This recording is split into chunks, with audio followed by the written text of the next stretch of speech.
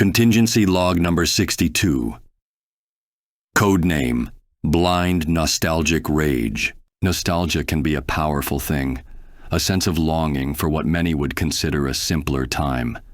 And in many cases, people will believe that things from the past are simply better than how they are now. Sometimes this can be true, but a lot of other times it is simply people remembering things through rose-tinted glasses.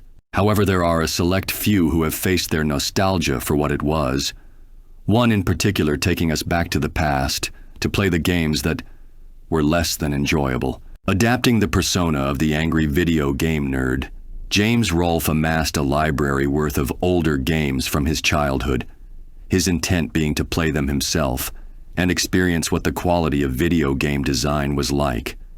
Something that, in hindsight, he probably should have reconsidered. As for the last 21 years, James' life has been filled with an innumerable number of rage-inducing, badly made video games, with each game played causing him to create new and more colorful ways to voice his disdain for them. Sentences that I cannot repeat without risking this video being demonetized. Honestly, with the amount of anger that has come off of this man, I'm surprised that a red lantern ring hasn't burst through his door by now. Sometimes it feels like he's one bad game away from having his villain arc. Maybe it's the large following he's amassed over the years that's kept him from going off the deep end. That said, even without a power ring, James has shown that he is more than powerful enough.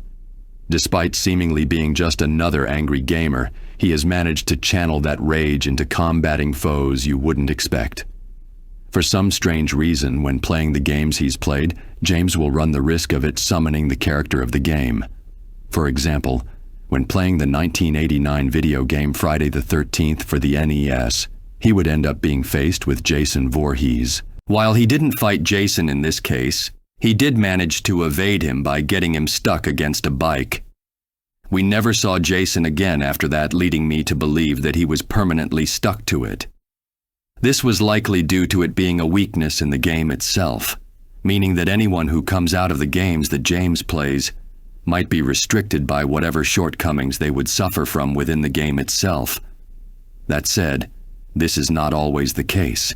There have also been times where the game itself has forced him to play it against his will, like the time where he was tied down and forced to play the 1991 game Batman: Return of the Joker, the culprit being the Joker himself who tied him down to his futon. Just, going to ignore the costume for now. But when James' rage reached its breaking point, he managed to break free from his bindings, even managing to defeat the Joker in hand-to-hand combat. As someone who has faced the Joker more times than I can count, I know how hard an accomplishment this is, though his methods were rather unconventional. Many of you may not be convinced with that alone, but trust me, there are many more examples from his 2 decades of experience. With one opponent, I'm sure many of us know full well, one who even I am unsure of my chances of combating him should the need arise. I am of course speaking of the rabbit known as Bugs Bunny, someone who, despite his Toon Force abilities, the angry video game nerd was capable of facing in a physical altercation. Bugs would later return for a rematch, this time angered by their previous encounter. He would fight back against James, and while he would be overpowered time and again, he managed to fight Bugs into a stalemate. Feats like this have been accomplished through his own physical strength alone, his base power being more than enough. But should he require a boost of strength, he can equip various video game gadgets to create a makeshift power armor for himself. At first glance it may seem ridiculous, but I assure you this power suit is far more powerful than one would assume. This allowed him to face the devil himself with a little aid from, am I reading this right? Super Mega Death Christ?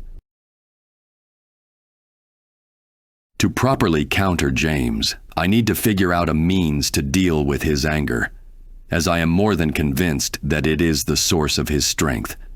I have prepared a medicinal powder that, when the time needs it, I can lace his preferred brand of alcohol, something he drinks in excess to drown his sorrows when playing the games he's played.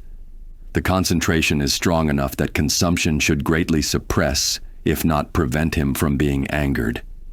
That said, I'm not entirely convinced that it'll work, which is why I've asked Hal Jordan if he could get me into contact with the Blue Lantern Corps. Last I heard, there was a Corgi who was willing to help. I've also tampered with various video game attachments he has in his home.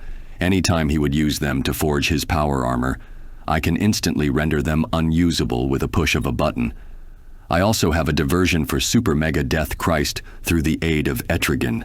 Didn't even ask him. He just caught wind of this and demanded he be part of it.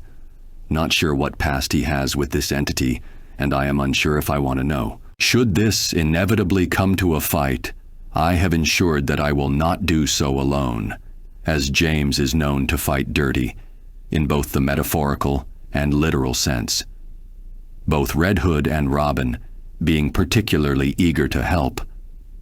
But if you ask me, I think they want to use this as an opportunity to swipe some of James' collection during the confusion. I'll have to make it clear not to do this, as messing with a gamer's games can have catastrophic results. If you also have a character you wish for me to cover, or just want to support this channel, I'll have a link to my Ko-fi page. There will also be a Google Doc with the list of characters who have ever been done or already commissioned by others.